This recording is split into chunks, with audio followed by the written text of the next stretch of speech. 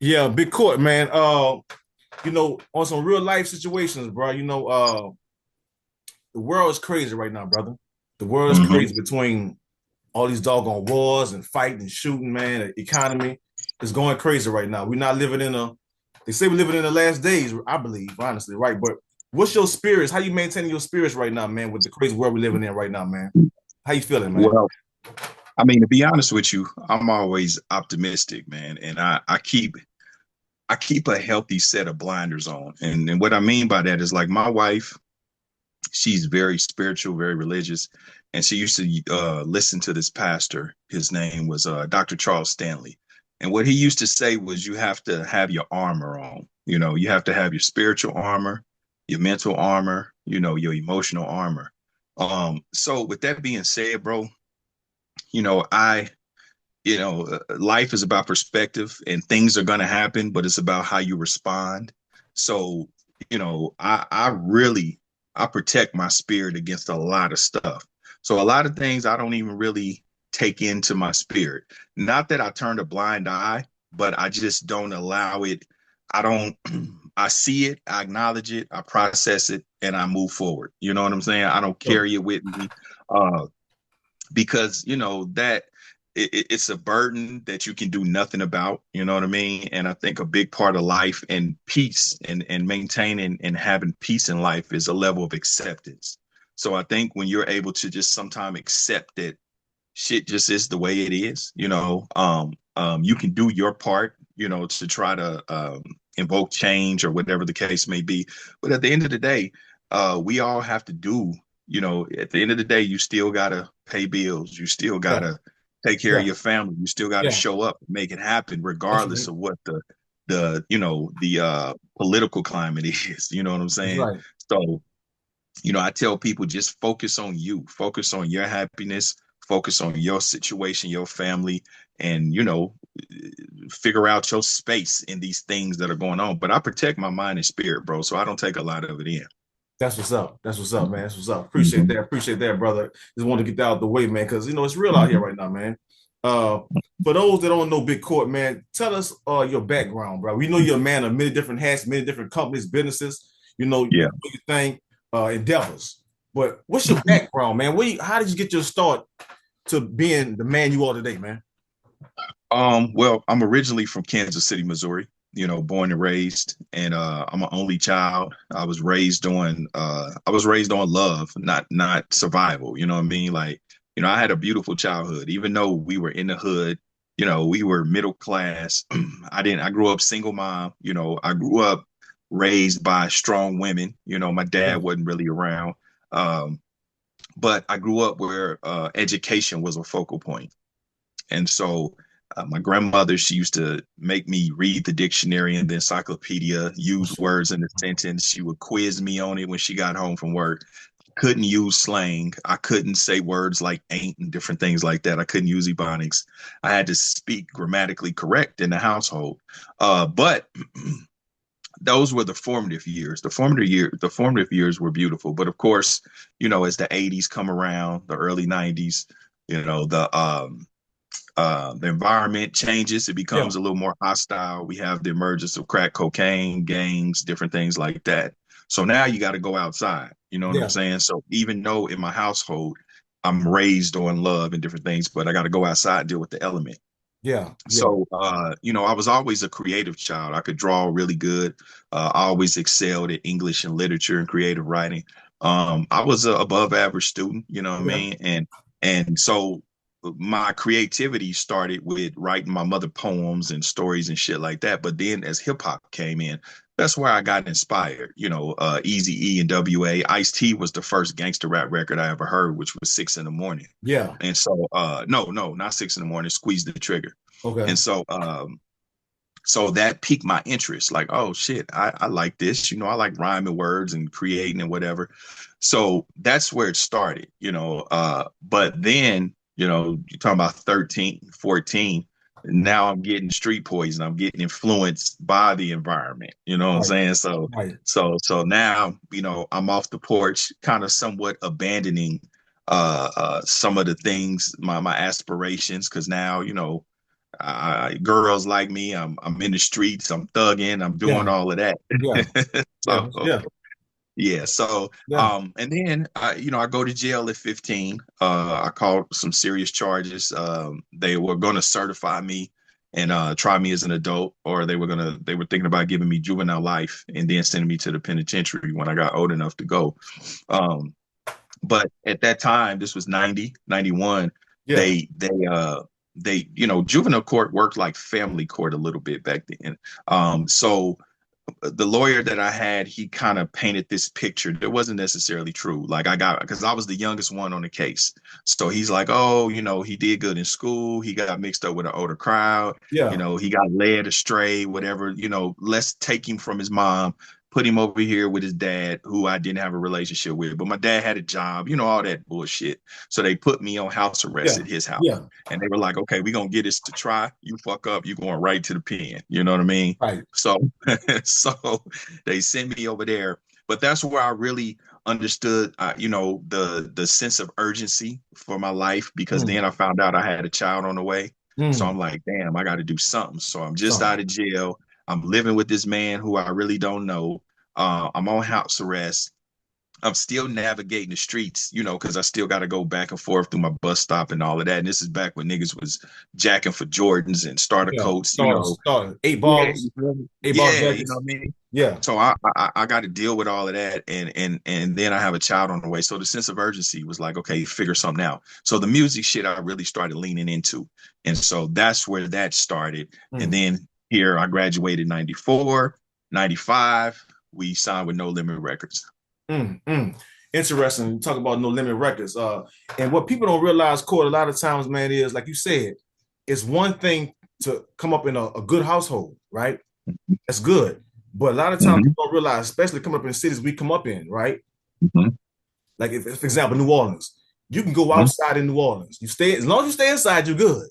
But you Right. got to realize Xavier University Mm-hmm. is right in the heart of the ghetto. Yep. You feel what It I'm saying? definitely.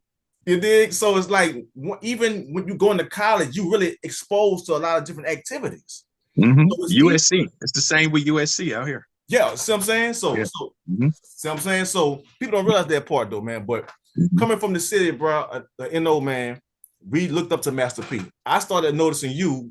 This is when I first noticed you. Mm-hmm. So I'm growing up in hip hop. Mm-hmm. You know what I'm saying? About maybe 8, 9, 10 years ago. I was like, where the cat is, man? You know what I'm Yeah, saying? it's a The minute ago. boys. You know what I'm saying? That's Yeah. when I started doing my research on you, man. So Mm-hmm. how was it? You mentioned Master P and getting with No Limit. How did you get into the business and become close with P, your brother, and everything? How did that formulate, bro? Well, initially, so I was a part of a group called CCG, me and my partner Sisqó. We were in Kansas City, Missouri. Wasn't a whole lot of industry. This is before social media. This was a whole nother world, right? So coming from the Midwest, the biggest person that had came out of our city rap-wise at that time was Vel Bacardi. He had signed to Def America with Rick Rubin. We saw him on MTV. So that kind of made it like, oh shit, this can happen. At the time, he was around, but Tech Nine he hadn't blown. Yeah, he had And blown. so it was a handful of us from the city trying to do our thing. So initially I was trying to get to Ruthless Records. I had been chasing down Eazy-E all in 1994, you know what I'm saying? And so finally about the end of 94, beginning of 95, I finally felt like I was getting some headway. I was sending demos out back then. I'm sending demos, I'm Yeah, calling phone numbers and all of that. And so I'm 17 doing all of this. yeah, Nobody told me to do it. There's no training. There's no information. This is just me going after it. And right. so I used to talk to this lady named Cassandra Ware. She worked at Ruthless Records, and I used to call so much to the point where we got to know each other. She would know my voice. Okay. She was always so polite, and I know she was tired of my ass calling. But anyway, I think it was like the top of 95. She was like, oh, hey, Eric got your tape. You know what I'm saying? He's going to take a listen to it, such and such and such and such. I told him that you really want to be with Ruthless. So I'm thinking, oh shit, we finna be with Ruthless. Yeah, Well, Eric E dies that March, right? I remember. So I'm like, oh shit, okay, damn. So not only did my childhood musical hero die, but I'm like, oh fuck, I felt like my opportunity went with it, right? So back to the drawing board, so I remember getting my hair cut by a gentleman in my city, Romeo Ronell. He was, Okay. legendary guy in my city. He used to bring a lot of Bay Area and up and coming rappers. He used to cut my hair, and he was talking about Master P. Master P. I had never heard of Master P. So at the time, a guy that rapped with me named Dank Nitty, he kind of sounded like P. So people would say, "Hey, that dude sound like Master P." I'm like, "Who the fuck is this Master P dude everybody talking about?" Yeah. So so finally, I think 99 Ways to Die came out. Then I got that album. So I was like, okay. I said, okay, he kind of dope. So then I got West. Well, no, I kind of already knew about West Coast Bad Boys. I'm Yeah. trying to remember the timeline, Okay. but I know 99 Ways to Die was where I got the address from. I got his address to No Limit Records Yeah. in Oakland. Okay. So I sent out a bunch of tapes to him, to In a Minute, Dog Day, Rap a Lot, anybody I felt like I could touch. And so P had a phone number on there. So I would call the phone number and just, I would purposely fill up the voicemail where nobody else could leave a voicemail. You know what I mean? And so Yeah. it worked. Hustling. It worked. I got Hustling. on his fucking nerves. You know what I'm Yeah. saying? So finally he told Servo, he told Mr. Servo, man, go get this dude's tape. Lo and behold, I had sent like 10 of them. You know Yeah. what I mean? Yeah. So they listened to it. He called me. I remember I was at my father's house. I was literally sitting on the toilet stool and the phone rang, and I get up with my pants and my ankles and waddle to the phone and Yeah. shit. So he Yeah. was like, "Can I speak to Courtney?" And I'm like, "He ain't here," because it was a voice I didn't recognize, and my father's name Courtney too. I was like, "Yeah, he ain't here." He was like, "Oh, okay." He was like, "Well, tell him P called." So then I was like, "P?" I was like, "P who?" He said, "Yeah, this Master P." I was like, "For real?" He was like, "Yeah." He was like, "Who is this?" I said, "Nah, this court dog." Like, woo. So he was like, "Nigga, you dodging somebody? You on the run or something?" I was like, "Nah," and we laughed. And so, and Yeah. so I was like, Yeah. "Nah, my dad named Courtney." I was like, "Damn." So anyway, long story short, Gosh. he liked the tape, and then he Yeah. was like, "Man, I'm doing this album called Down South Hustlers." I South. got 8 Ball, MJG, I got UGK. They was hot back then. So I'm like, Mm-hmm. hell yeah. So he was like, "Man, if I'm gonna fly y'all out here, man, and we can, what I'm saying, put y'all on that, and then we see what's up." So I'm like, cool. So a couple weeks later, so the funny thing about what I remember from that was, me and Pete instantly hit it off. We Mm-hmm. clicked. Mm-hmm. Uh, I can remember he would call me sporadically, and we would Mm-hmm. talk for an hour, hour and a half, Yeah. and people, they didn't believe me. I used to be like, "Man, this nigga Master P called me, dog. He just be talking, you know what I mean?" Yeah. Yeah. And like he was like, "Man, for real?" I'm like, "Yeah." Like he called a house, you know what I'm saying? And so anyway, by the time maybe a month, couple weeks, he sent tickets. We go out to Oakland, go out to the Bay, and by the time we get out there, you know what I'm saying? It's almost like we old friends. So Yeah. we do Down South Hustlers. We did the song R.I.P. with me, him, and Silk the Shocker, and my partner Sisqó. And so we recorded a whole album on No Limit. If you see CCG 100% Game, if you go to the inside of the cover, you'll see it. You'll see Mm-hmm. my picture, me and Sisqó on the inside coming soon. Okay. Um, but the album never came out. Yeah. Just due to some discrepancies with my group mate and the manager we had at the time, and P, and yada yada yada. But me and P always kept the connection, and we always kept the relationship. We went back to Kansas City. I put out several independent Court Dog albums and CCG albums, and then when I moved to Cali in Mm-hmm. 2023, I'm sorry, 2003, he had came out here in 2002, and so then that's when we picked back up and was Yeah. rocking. Yeah. That's what's up. Dang, Mhm. that's what's up, man. See, people, people don't understand court the grind, dog.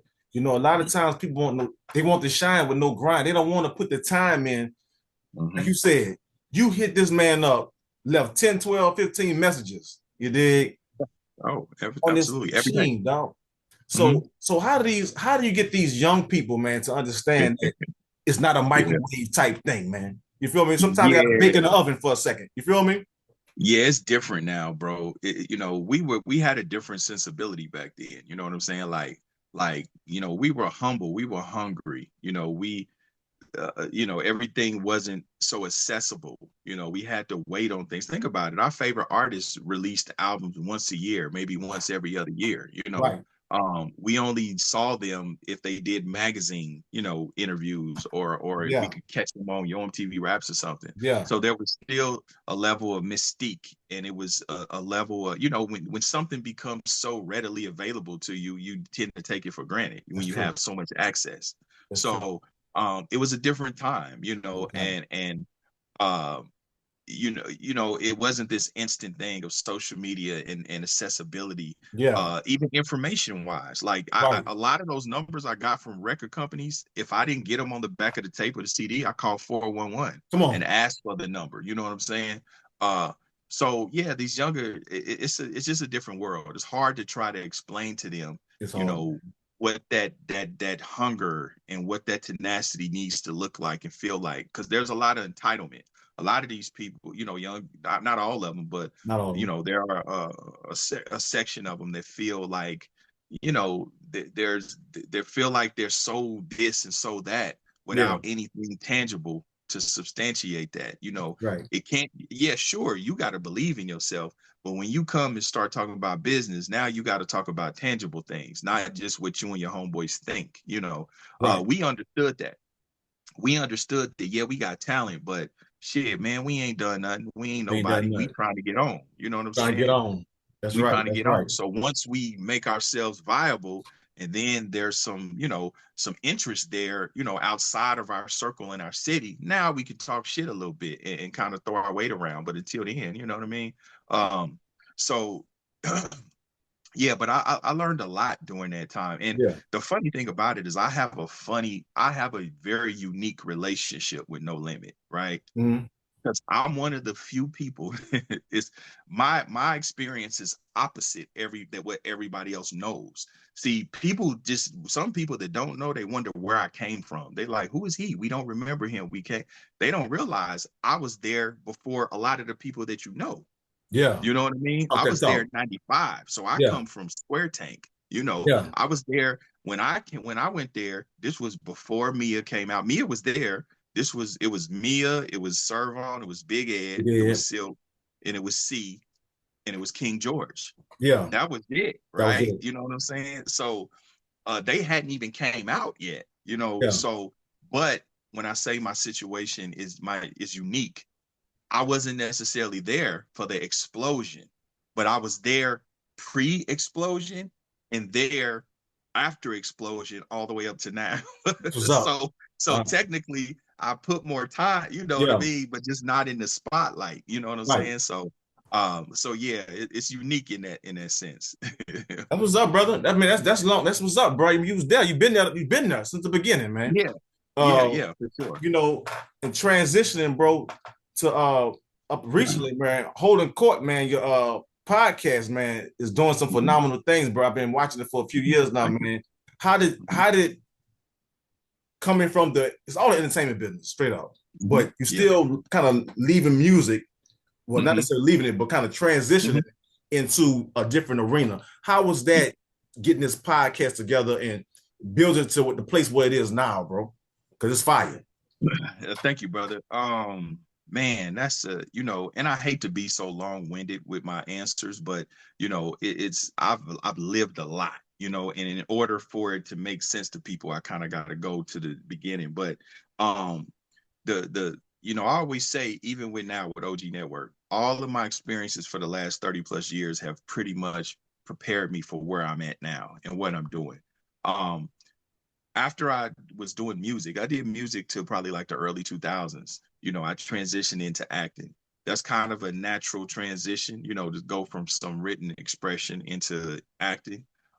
Then I got into producing movies, but it was maybe about 10 years ago, maybe 7, 8 years ago. Again, Master P, he ventured into the media space, Mm-hmm. and he had did a show called Doing the Most Yeah. on Playboy Radio. And so I remember, now this is, I knew nothing about social media. I knew nothing about podcasts, and all that shit's foreign to me.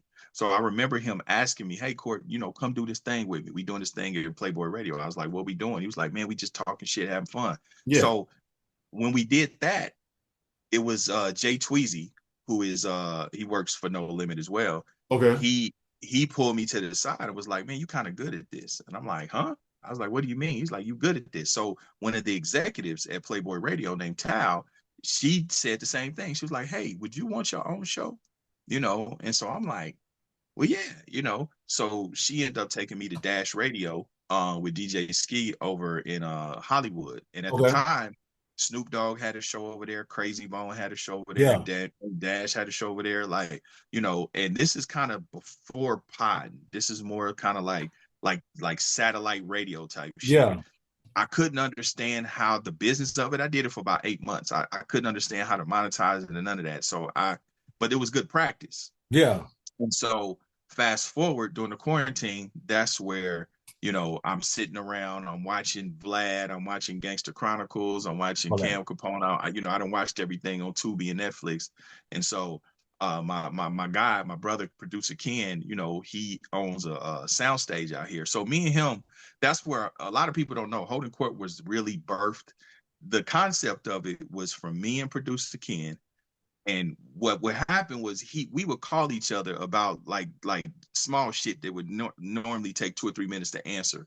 Somehow or another, every time we get on the phone, we start talking about rap from our generation, Yeah. from the 90s and shit. So Yeah. one little question turns into us talking about Brother Lynch Hung and Sisqó and Spice One and all of this. And so I was like, man, we should do a show where we just really just talk about our generation. You know what I mean? Our Right. music and things like that. That's how it started. But as I'm watching other platforms, I said, well, damn, we could bring some guests in, because I've been here 23 years. I know a lot of celebrities. I have a lot of relationships. So I call everybody I called showed up. Jay Prince, Michael Jai White, you name it. Everybody Yeah. showed up.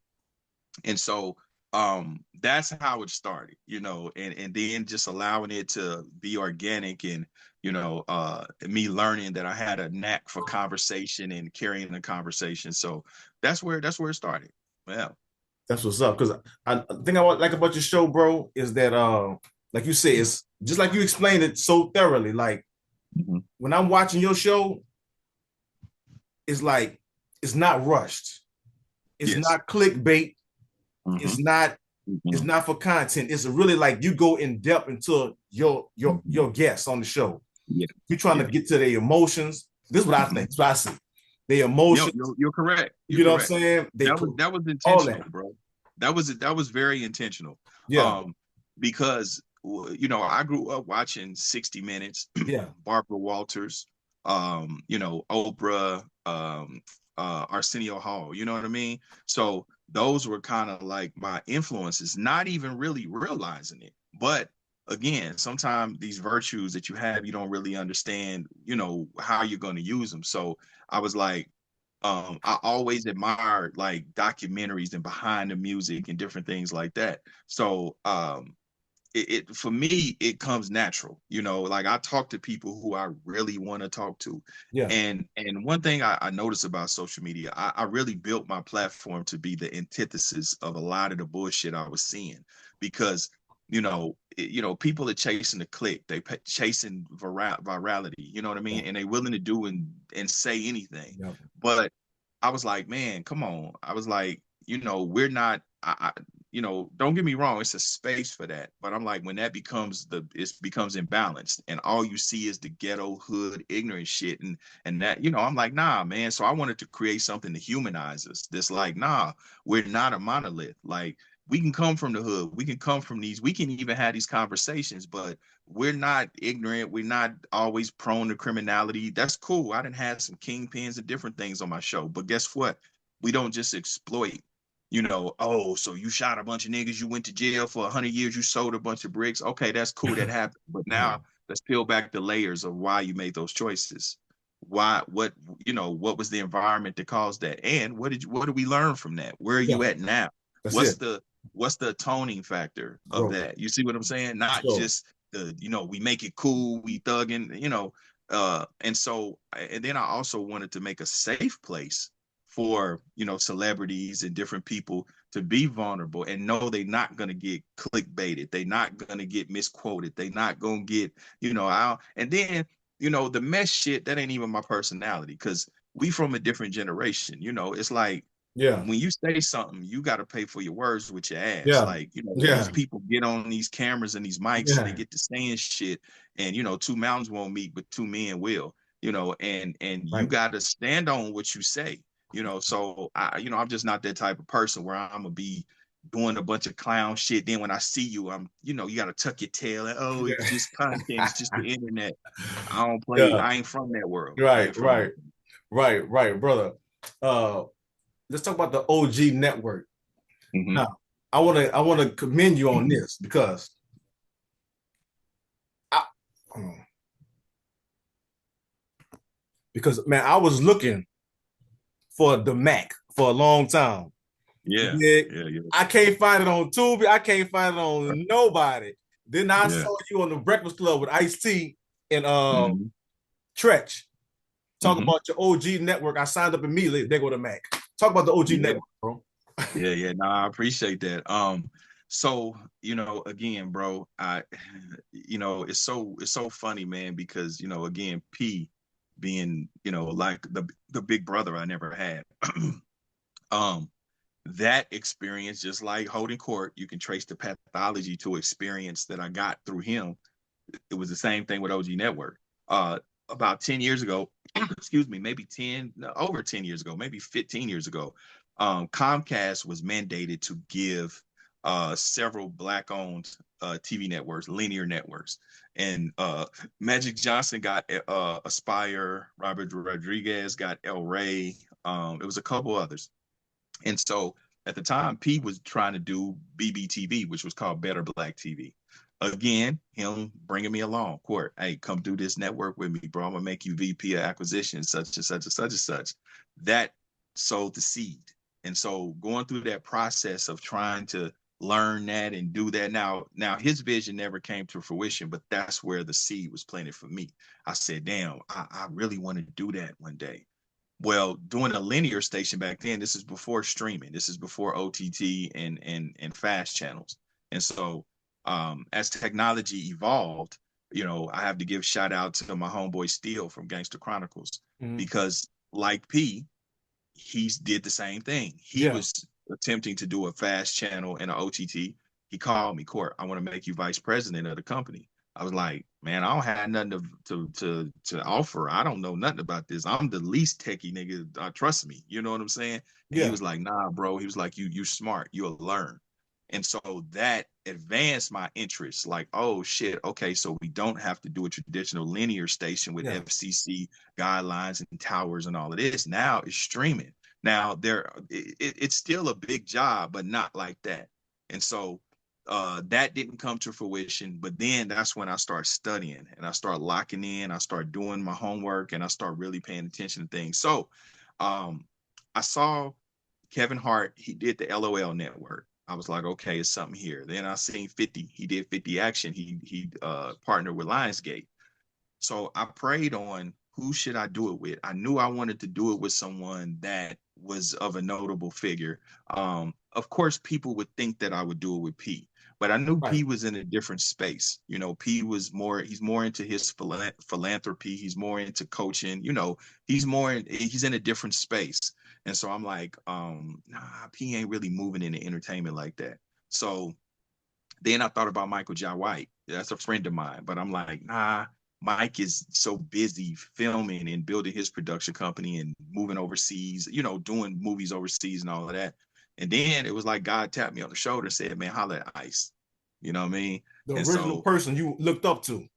is the original person Ain't I that looked something? up to, Come on, bro. man. And so God is good, I, man. I I hit Ice. I texted him like, "Hey, bro." I was like, "Man, you got a minute?" He was like, "Yeah." So I sent him some stuff on it, and then I hit him and said, "Hey, man, I think this is something we can do."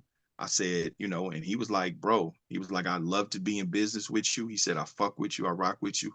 He said, "Man, let's do it." And so that's where it started. And so this was probably 2024.